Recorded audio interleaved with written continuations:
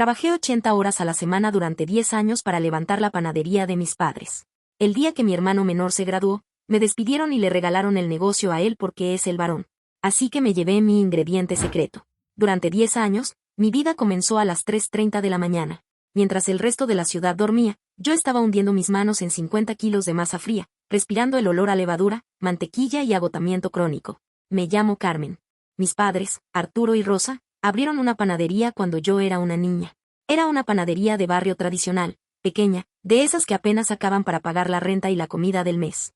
Mis padres eran personas de campo, de la vieja escuela, trabajadores hasta el hueso, pero con una mentalidad donde la jerarquía familiar y el machismo eran leyes no escritas e inquebrantables. Yo crecí entre sacos de harina. A los 18 años, en lugar de ir a la universidad, me puse el delantal a tiempo completo porque mi padre tuvo una hernia y no podía amasar. Asumí el control de la producción. Pero no me conformé con hacer el mismo pan dulce de siempre. Yo tenía visión. Empecé a estudiar panadería europea por las noches, viendo videos, leyendo libros técnicos, experimentando con fermentaciones lentas, masa madre y laminados franceses. Mi hermano menor, Alejandro, es 5 años menor que yo. En la cosmología de mi familia, Alejandro era el sol, el varón, el que llevaría el apellido. Mientras yo me quemaba los antebrazos en los hornos industriales a los 20 años, Alejandro estaba en la preparatoria privada que mis padres pagaban con las ganancias de mis madrugadas. Tu hermano va a ser un gran licenciado, decía mi madre, limpiando el mostrador. Él tiene cabeza para los negocios. Tú tienes las manos de tu padre, Carmen. Eres una bendición para la cocina. Esa era mi condena, ser las manos, nunca la cabeza. Pero yo acepté mi rol con amor, porque creía que estábamos construyendo algo juntos. Creía que la palabra familia significaba equidad. El punto de inflexión llegó cuando yo tenía 25 años. Creé una receta que combinaba la técnica del croissant francés con un relleno de guayaba y queso crema horneado con una costra de azúcar mascabado. Lo llamé el nudo de ámbar. Fue un éxito moderado en el barrio, hasta que un día, un influencer gastronómico local entró a comprar un café, probó el nudo de ámbar y subió un video. A la mañana siguiente, había una fila de 3 cuadras fuera de la panadería. A partir de ese día, nuestras vidas cambiaron. Pasamos de vender 300 panes al día a vender 3.000. Tuvimos que rentar el local de al lado, expandir la cocina y contratar empleados. El dinero empezó a entrar a raudales. Sin embargo, el crecimiento trajo monstruos burocráticos que mis padres no entendían. Arturo le tenía terror a las oficinas de gobierno, a los impuestos y a los contratos. Hija, tú encárgate de esos papeles. A mí la letra chiquita me marea, me dijo mi padre un día, entregándome una caja de zapatos llena de recibos. Y así lo hice. Durante los siguientes 5 años, yo no solo era la chef ejecutiva que trabajaba 80 horas a la semana, me convertí en la administradora de facto. Yo negocié los contratos exclusivos con los proveedores de mantequilla importada de Nueva Zelanda y harina de extrafina canadiense. Como mis padres no querían poner sus nombres en tantos papeles del gobierno por miedo a auditorías, yo abrí una empresa de responsabilidad limitada a mi nombre, llamada CR Operaciones Culinarias. A través de mi empresa, firmé los arrendamientos de la maquinaria industrial. A través de mi empresa, obtuve los permisos y la rigurosa licencia sanitaria del municipio, porque yo era la única que había tomado los cursos de manejo de alimentos exigidos por la ley. Y, en un destello de intuición, registré las recetas de mis 3 productos estrella, incluyendo el nudo de ámbar, como secretos comerciales y propiedad intelectual bajo mi nombre. Para mis padres, el negocio seguía siendo la panadería, y el edificio era de ellos. Pero la maquinaria invisible que lo mantenía vivo era legalmente mía. Nunca les exigí acciones formales del negocio porque, cada vez que sacaba el tema del dinero, mi madre me silenciaba con un beso en la frente. Todo esto es de la familia, Carmen. Todo lo que es nuestro es tuyo. No necesitamos papeles entre nosotros. Mientras tanto, Alejandro estaba en la universidad, estudiando administración de empresas. Le compramos un auto del año para que llegara presentable a la facultad. Yo seguía manejando una camioneta de carga usada, con el cabello oliendo permanentemente a mantequilla quemada. Todo se desmoronó el día que Alejandro se graduó. Tenía yo 28 años, llevaba 10 años deslomándome en la cocina. Mis padres cerraron la panadería un sábado completo, algo que nunca hacíamos, para celebrar la fiesta de graduación de Alejandro en un restaurante de lujo. Hubo brindis, mariachis y lágrimas. Alejandro, vestido con un traje que costaba lo que yo ganaba en 2 meses, levantaba su copa con arrogancia. A la hora del postre, mi padre se puso de pie y pidió silencio. Golpeó su copa con un tenedor. Hoy es el día más feliz de mi vida, empezó mi papá, con la voz quebrada por la emoción, mirando a mi hermano. Mi hijo, el primer licenciado de la familia. Alejandro, tu madre y yo hemos trabajado toda la vida para dejarte un legado. Y creemos que no hay mejor momento que este. Tú tienes los estudios, la preparación y la visión. Mi padre sacó un sobregrueso del bolsillo de su saco y se lo entregó a Alejandro. A partir de lunes, Alejandro, los papeles de la notaría se hacen efectivos. Te hemos traspasado el 100% de la propiedad comercial y el registro de la marca de la panadería. Tú eres el nuevo dueño y director general. Es hora de que un hombre de negocios lleve nuestra panadería al siguiente nivel. El salón estalló en aplausos. Mi madre lloraba abrazando a Alejandro. Yo me quedé congelada en mi silla. El trozo de pastel que estaba a punto de comer se me cayó del tenedor. Miré a mi alrededor, sintiendo que el oxígeno había desaparecido del restaurante. ¿El 100%? ¿Y yo? Yo había inventado el producto que nos hizo millonarios. Yo me levantaba a las 3 de la mañana. Mis nudillos estaban permanentemente hinchados por la artritis prematura. Yo era la dueña de la operación, pero ellos, en un solo movimiento de notaría dictado por un machismo rancio y ciego, le acababan de regalar mi vida entera al niño mimado que nunca en su vida había quebrado un huevo ni barrido el piso de la cocina. Esperé a que los invitados se distrajeran para acercarme a la mesa de mis padres. Tenía un nudo en la garganta del tamaño de una piedra. Papá, mamá, susurré, tratando de no llorar. ¿Qué significa esto? Yo levanté la panadería. Llevo 10 años aquí. ¿No me van a dar ni siquiera el 20% de participación? Mi madre me miró con una mezcla de lástima y reproche, como si yo estuviera arruinando el día. Ay, Carmen, no seas envidiosa con tu hermano. Él es el varón, él va a tener su propia familia que mantener, él es el jefe de la casa ahora. Tú eres mujer, algún día te vas a casar y tu esposo te va a mantener. Además, Alejandro dijo que te va a nombrar gerente de producción. Vas a tener un título importante. Mi padre asintió, dándole un sorbo a su tequila. Es por el bien del negocio, hija. Tú eres buena con las manos, pero los negocios de grandes ligas requieren a alguien con título. Alejandro sabe de finanzas, de marketing. Tú confía en tu hermano, él te va a cuidar. Me di la vuelta. No dije una palabra más. Fui al baño del restaurante, me encerré en un cubículo y vomité. No lloré por el dinero. Vomité por el asco de la traición. Para ellos, mis 10 años de sacrificio no valían nada frente al título de papel de su hijo varón. Era un animal de carga al que acababan de pasarle las riendas a un nuevo amo. Me lavé la cara. Me miré al espejo. Los ojos que me devolvieron la mirada ya no eran los de la hija sumisa. Eran los ojos de la mujer que tenía las llaves del reino en su bolsillo. Ellos le habían dado a Alejandro la corona, pero se habían olvidado de que yo era la dueña del castillo. El lunes a las 8 de la mañana, Alejandro entró a la cocina de la panadería. Ya no era el hermano menor, era el dueño. Llevaba puesto un traje gris brillante y zapatos italianos que inmediatamente se mancharon de harina. Yo llevaba trabajando desde las 4 de la mañana. Estaba cubierta de masa y sudor, sacando la tercera tanda del nudo de ámbar. Alejandro convocó a todos los empleados de la cocina, éramos 12 en total, al centro del local. Buenos días a todos, dijo, con las manos en los bolsillos, usando un tono de voz corporativo que había aprendido en algún seminario barato. Como saben, mi padre se ha retirado y yo he asumido el control total de la panadería. Vengo a modernizar este lugar. He revisado los libros de contabilidad este fin de semana y tenemos gastos operativos absurdos. Vamos a hacer recortes para optimizar márgenes de ganancia. Caminó hacia la mesa de ingredientes. Tomó un bloque de la mantequilla importada de Nueva Zelanda que yo usaba. Por ejemplo, esto. Gastamos una fortuna en mantequilla. A partir de mañana, cambiaremos a margarina industrial nacional. El cliente promedio no nota la diferencia y ahorraremos un 35% en costos de insumos. Di un paso al frente. Sentí que la sangre me hervía. Alejandro, si cambias la mantequilla a margarina, el nudo de ámbar no va a laminar. La masa se va a volver pesada y va a perder el sabor. El cliente sí lo nota. Por eso hacen 3 cuadras de fila. Alejandro me miró de arriba abajo, con una sonrisa condescendiente que me dio ganas de estamparle la charola de metal en la cara. Carmen, entiendo que le tengas cariño a tus recetitas. Pero yo soy el director general. Esto es un negocio, no un taller de artesanías. Yo tomo las decisiones financieras. Tu trabajo es ejecutar. Y hablando de finanzas, acompáñame a la oficina un momento. Lo seguí a la pequeña oficina trasera, el lugar donde yo había pasado miles de horas cuadrando inventarios. Él se sentó en mi silla. Carmen, he estado viendo tu sueldo, empezó, jugando con un bolígrafo. Es desproporcionadamente alto para una jefa de panaderos. Estás ganando casi como un ejecutivo. Gano eso porque trabajo 80 horas a la semana, administro los proveedores, superviso la calidad y nunca me han dado el reparto de utilidades que me corresponde como creadora del menú, respondí, con la voz tensa como la cuerda de un violín. Alejandro se rió por lo bajo. Mira, hermanita. Las cosas cambiaron.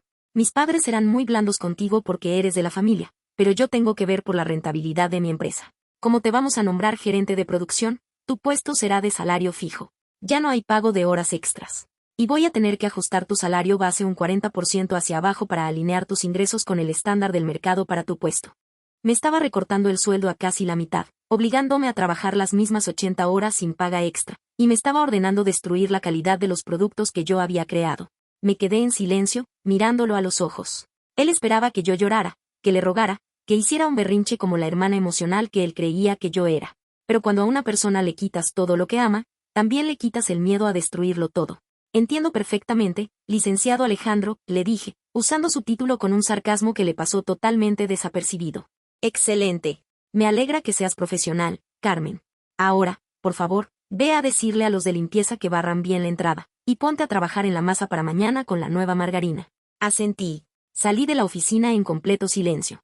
No iba a decirle a los de limpieza que barrieran. No iba a amasar con margarina. Fui a mi casillero.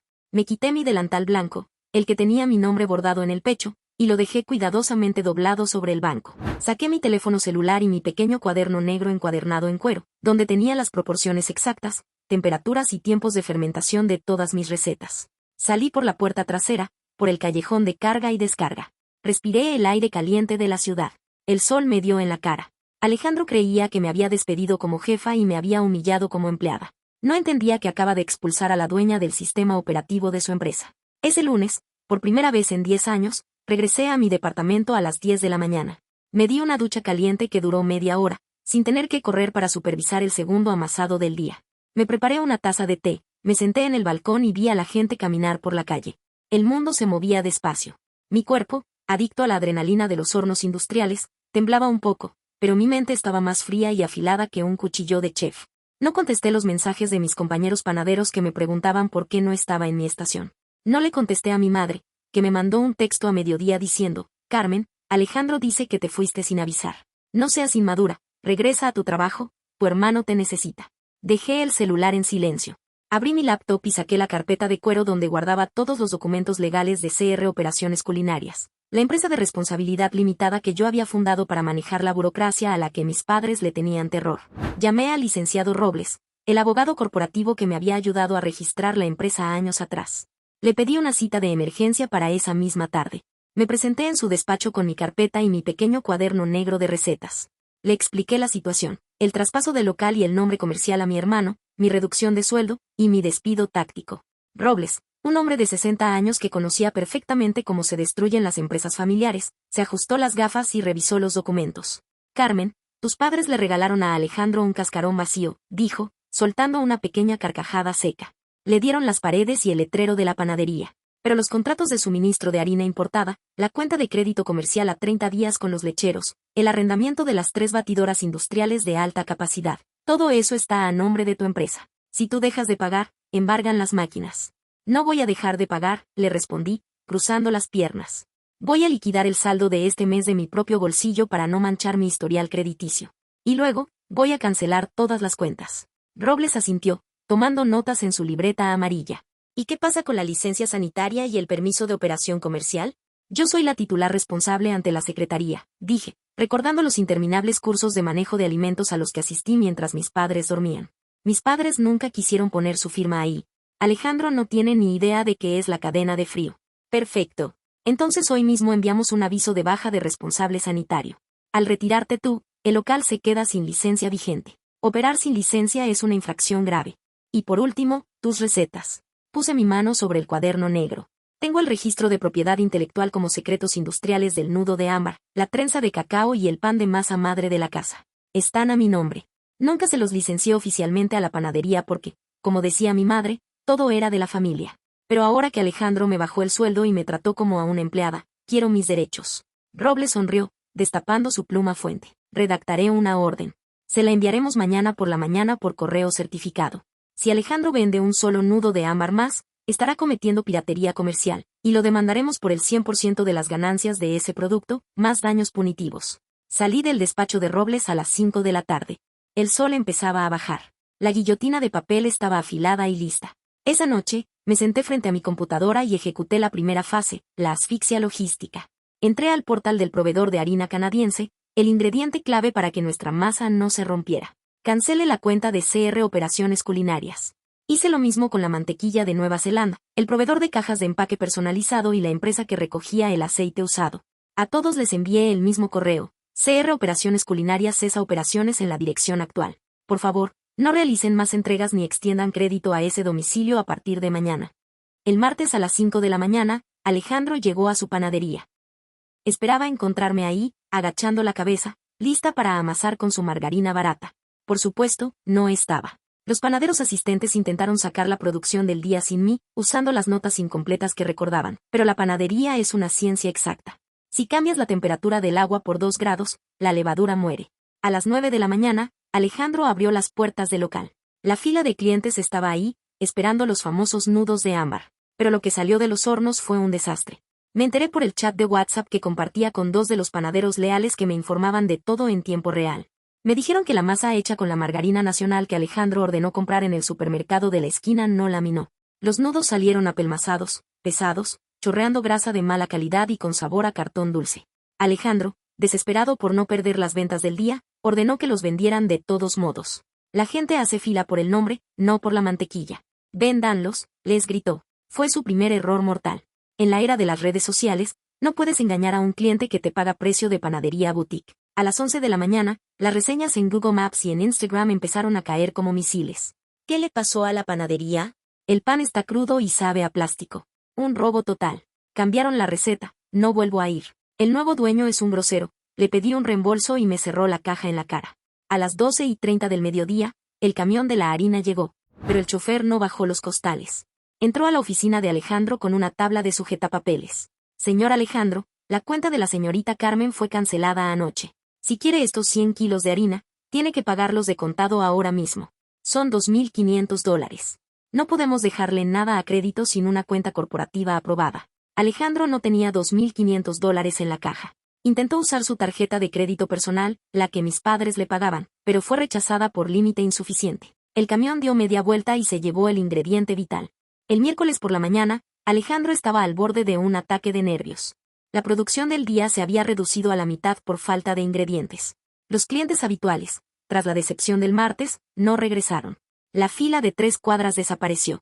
A las 10 de la mañana, el cartero entró al local y le pidió a Alejandro que firmara de recibido un sobretamaño oficio con acuse de recibo. Alejandro lo abrió en su pequeña oficina. Era la orden de cese y desista del despacho del licenciado Robles. El documento era brutal y directo, le prohibía legalmente fabricar, promocionar o vender el nudo de ámbar, la trenza de cacao y el pan de masa madre de la casa, advirtiéndole que cualquier intento de réplica resultaría en una demanda federal por robo de secretos industriales. Alejandro salió corriendo de la oficina, rojo de furia. «Tiren a la basura todo lo que se llame nudo de ámbar. Bórrenlo de la pizarra», les gritó a las cajeras, aterrorizado por la amenaza legal de una demanda millonaria que no podía pagar. La vitrina principal, el mayor atractivo de la panadería, se quedó vacía en plena mañana. Pero el golpe maestro no llegó por correo. Llegó en una camioneta blanca con el logotipo del gobierno municipal. A las 2 de la tarde del jueves, 2 inspectores de salud y riesgos sanitarios entraron a la panadería con chalecos y carpetas oficiales. Alejandro intentó sonreír, usando su encanto de niño de oro. «Buenas tardes, oficiales. Soy el licenciado Alejandro, el director general. ¿En qué les puedo ayudar?» El inspector principal ni siquiera le devolvió la sonrisa. «Buenas tardes. Recibimos una notificación oficial el martes pasado de que la titular responsable de este establecimiento, la ciudadana Carmen R., se ha dado de baja de este domicilio comercial. En nuestros registros, este local actualmente no cuenta con un responsable sanitario vigente ni con un permiso de operación comercial actualizado a su nombre». Alejandro empezó a sudar frío.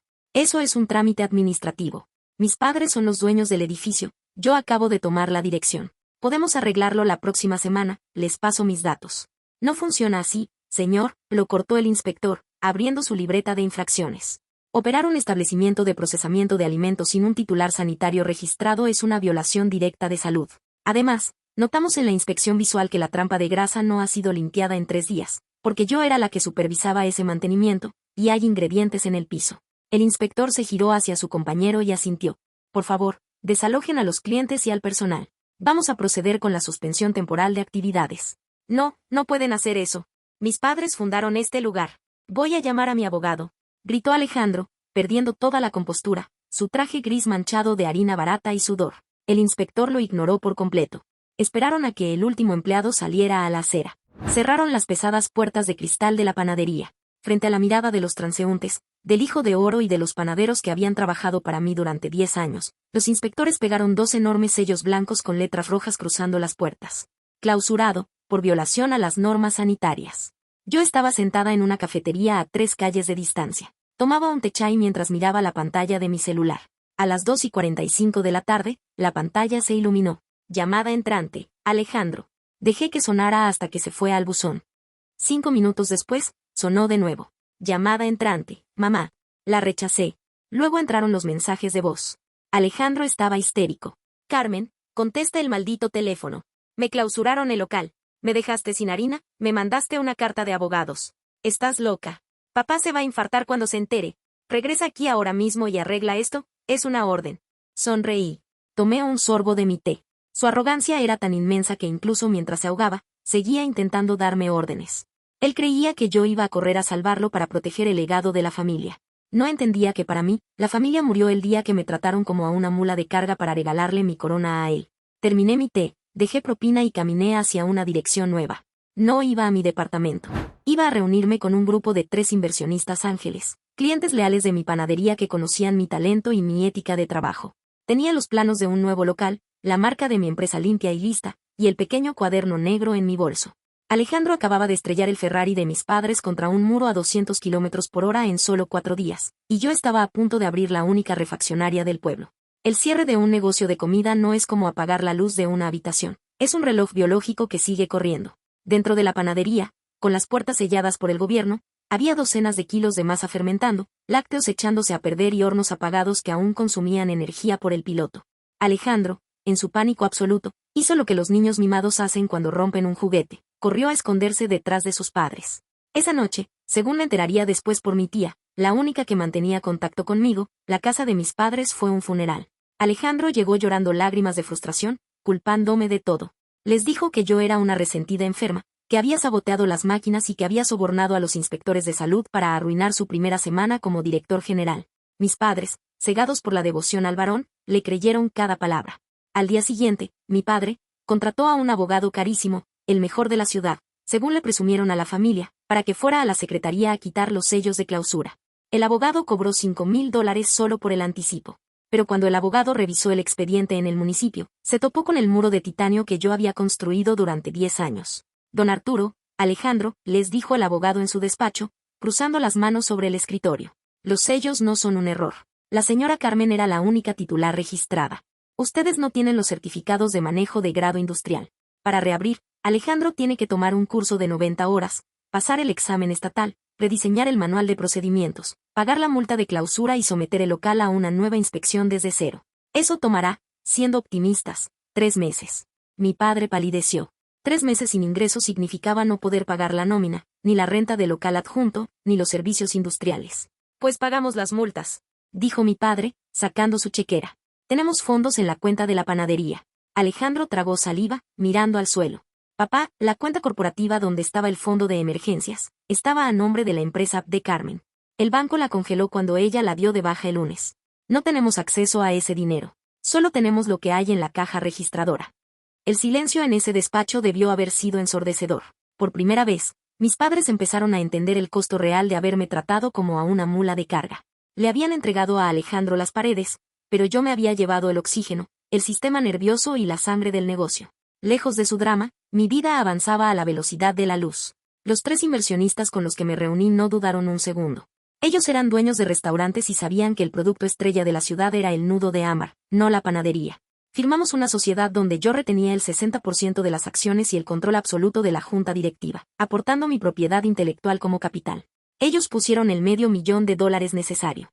Alquilamos un local inmenso, moderno, con paredes de cristal y hornos europeos, a solo 4 cuadras del antiguo negocio de mis padres. Lo llamamos ámbar y masa. Mientras yo elegía los azulejos de mi nueva cocina, la familia que me desechó se desangraba financieramente. Para salvar a Alejandro y no dejar morir su legado, mis padres cometieron el error más grande de sus vidas.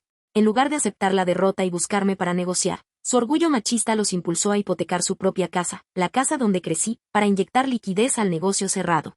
Alejandro usó ese dinero para pagar las multas del municipio, sobornar gestores, lo cual solo retrasó más los trámites, y tratar de mantener a algunos empleados clave en nómina para que no demandaran. 3 meses después, lograron quitar los sellos.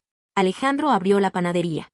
Había gastado casi $100,000 de sus padres para lograrlo. Pero reabrir las puertas no significa recuperar la magia. Sin mis proveedores de mantequilla, porque Alejandro se negó a pagar el sobreprecio de reactivar la cuenta, y sin la receta original, Alejandro intentó vender imitaciones baratas de mis panes. La clientela regresó el primer día por nostalgia. Probaron el pan. Y nunca más volvieron. El negocio se convirtió en una panadería fantasma. Las vitrinas estaban llenas de pan que se hacía piedra al final del día. Los recibos de luz industrial seguían llegando. La hipoteca de la casa de mis padres exigía su pago mensual.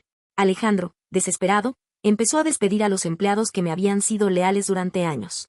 Curiosamente, cada empleado que él despedía, cruzaba la calle, caminaba 4 cuadras y yo lo contrataba inmediatamente en ámbar y masa con un sueldo 30% mayor y prestaciones de ley reales. Yo me estaba armando un ejército con los soldados que él desechaba. 7 meses después de mi partida, yo estaba en la oficina acristalada de mi nueva panadería. Afuera, la fila de clientes daba la vuelta a la calle. El olor a mantequilla pura y canela llenaba el aire de la cuadra. El nudo de ámbar volvía a reinar en la ciudad. Eran las 12 del día cuando vi entrar a 2 personas que desentonaban con la estética moderna del lugar. Eran mis padres. Se veían 10 años más viejos. Mi padre caminaba arrastrando un poco los pies, y mi madre apretaba su bolso contra el pecho, mirando a su alrededor con una mezcla de asombro y envidia. Vieron mi nombre, Chef Carmen, impreso en letras doradas en la puerta de mi oficina. Salí a recibirlos. No los invité a pasar a la oficina. Me quedé de pie en el pasillo, cruzada de brazos. Hola, mamá, papá, ¿en qué les puedo ayudar? Pregunté, con la misma voz que usaría para atender a un proveedor de cajas de cartón. Mi madre intentó abrazarme, pero yo di un paso atrás. Sus ojos se llenaron de lágrimas, esta vez, genuinas, nacidas de la desesperación. Carmen, hija mía, tu local es hermoso. Siempre supimos que llegarías lejos. Estamos muy orgullosos de ti. Gracias, respondí secamente. ¿A qué vinieron? Sé que no están aquí para comprar pan.